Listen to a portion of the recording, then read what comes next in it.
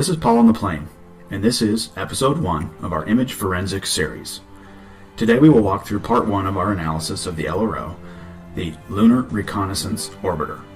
The LRO was launched in 2009 with a reported project price tag of $500 million. It was originally scheduled to be a one-year mission with the potential to extend for a few more years. But we are told the LRO continues to orbit our moon now 8 years later, as NASA keeps extending its mission to study the moon and the Earth. NASA tells us the LRO experiences 12 Earth rises every day. But since it's focused mainly on the lunar surface, sending us pictures like these, there are only a few shots of the Earth we've been given from the LRO.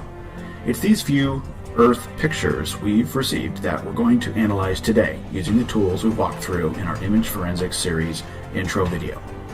So, let's begin. Okay, we will start by downloading some of the Earthrise images from the NASA website here, Visible Earth Reimagined, the Earthrise Reimagined. So you can see this is the LRO pictures. There's 3 we're going to download here. The first one is a JPEG, compressed JPEG. It looks like image of the Earth from the camera just coming over the moon there. The Earth is rising, so I'm just going to create a folder here on my desktop and download these 3 images.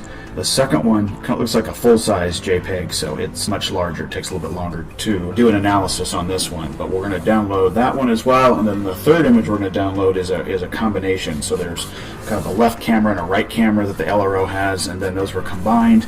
And the third picture there has been reprocessed, or some special processing has been done. But I want you to notice, first of all, as we look at these images, we'll do the 3 images first. As you can see in all of these, there's this hill or mountain in the background here at the edge of the horizon.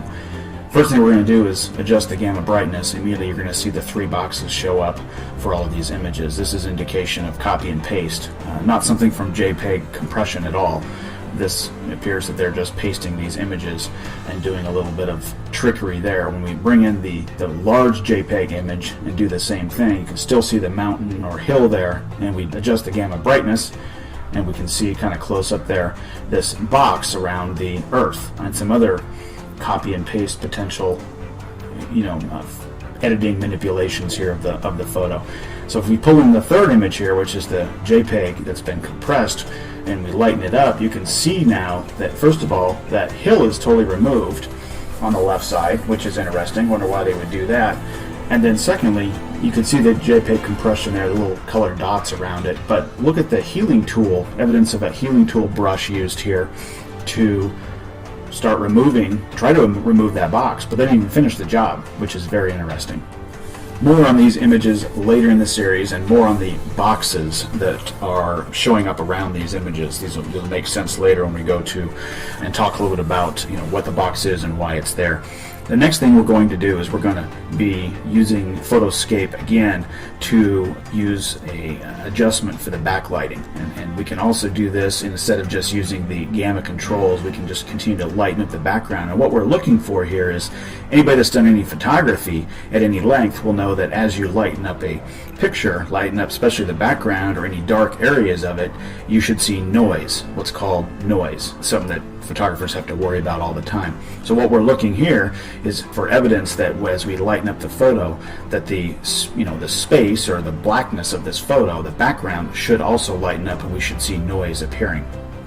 So what we're doing here is we're using the backlight function of Photoscape to brighten up the image to see if we can get any indications of noise.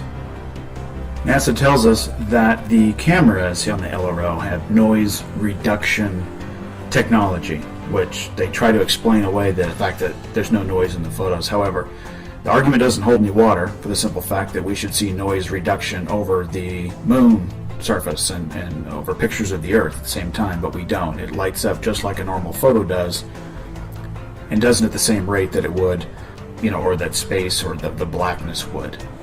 Also want to point out, as we lighten these images up, notice how the shadows also stay completely black. Those also should lighten up as you adjust the levels of the photo. And we'll demonstrate that by pulling in some real raw images, ones that I've personally taken with my own camera or cameras, and you can see what that would look like if the photo is real. This is what we should experience. So I'm going to start by pulling in shot here of the moon that I took with my P900.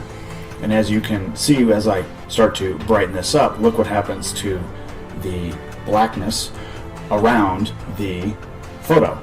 You can go in there and adjust the backlighting, the gamma brightness again, looking for evidence of the noise. And as you can see, there is a ton of it, which is quite different than what we saw from the LRO images that we received. Here's another way to do it, is to pull in a picture with shadows. So this is just a picture I took when I was at Lake Tahoe. There's a cool restaurant up at the top of the lifts, one of the lifts, and as you can see, the shadows there that were black in the picture are completely being illuminated by these tools. And this is what we would expect to see in a real photo. Look at the shadows there and how dark they are, and what we're looking for is noise when we brighten up the photo. You can also use, like in Photoshop, luminance curves, and you're able to adjust the colors and the luminance to see if we can, find any noise or any other potential photo manipulations. And as you can see, this is all reacting how we would anticipate it to react when a tool like this is used of a real raw image. Pull the same photo or do the same analysis in Photoscape, and where's the noise? Where does the noise appear in the photo? As you can see, these are just images pasted on a black background. Okay, for this next forensic analysis, we're going to drop the 3 JPEG images from the LRO that we received into JPEG Snoop. And this is going to, again, works with JPEGs only. It's going to analyze and tell us, does this look like this photo's been edited or manipulated? And we can see in all cases here that the program is indicating that this is a class 1 finding and it's been processed by Photoshop, been edited by Photoshop. We'll drop the second one in there, so it takes a little bit longer, it's a little bit larger photo. But again, JPEG Snoop, with its database of signatures, recognizes that the image has been processed, it's been edited, and Photoshop signature is found. These are directly off the NASA website. These are supposedly real pictures, but boxes around them, not seeing any noise, and now seeing evidence that they've been photoshopped. Okay, for the final portion of our analysis today on these LRO Earthrise images, we're going to use one of my favorite tools here, and that's the Forensically program. So we're going to start by pulling in, again, one of my moon shots. So we want to use this tool on an image that I know is raw and unedited and a real picture, not something created in a computer program. And as you can see, using the magnifier, what I'm looking for is, again, looking for noise, looking to see if we could see any indication of noise, which is, if you take a real picture, anything that's black, as you brighten it, you're going to see noise. And so we're going to use the noise analysis function here and wait and see if it comes back with any noise. And as you can see, it's completely covered. So obviously, anybody that, again, done any photography, knows anything about photography, you're worried about noise as you illuminate the image, and with any illumination you can see the noise is popping up and it's covering the photo. We can try this with another photo. Again, I've got some other pictures here that I've taken personally. One that I would like to use is taken from the Space Needle at night, and as you can see, a ton of black sky here, no stars showing because obviously I'm focused on the city and all the lights.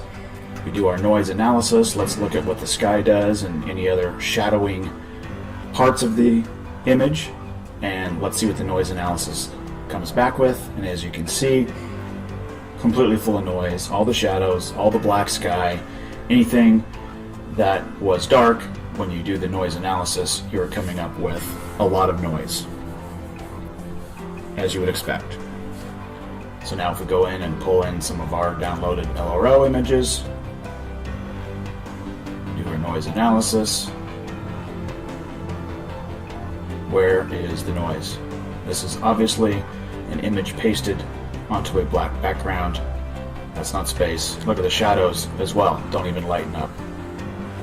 NASA in their publications, in their commentary, say that there are noise reduction filters on their cameras, which may be an argument that why no noise would show up, but if that were the case, we should not see the noise as much as we do see over the Earth and over the Moon in these images. Just another quick reminder that all of these tools are available free, and you can download them and use them today. We'll include the links for all of the tools in the video description. We'll also include the links for all of these photos so that you can download them, pull them into these tools, and do the same exact analysis yourself. Alright, so let's recap what we've covered so far. We've got boxes around the images of the Earth, attempts to remove the boxes around the Earth. We've got mountains or hills removed from some images, but not others. We've got Photoshop being detected. We've got very strong indication the images of the Earth and Moon are pasted onto a black background because there's no noise in the black areas and what appears to be fake shadows on the surface of the Moon. And we're starting to see what our $50 million a day is going for. So this is going to do it for part 1 of our series on the Lunar Reconnaissance Orbiter. Again, the boxes around the images of the Earth will come to play later in the series. You haven't seen the last of those by a long shot. We hope you have enjoyed episode 1 of our Image Forensics series. On behalf of Archer Sage, this is Paul on the Plane. Thanks for watching.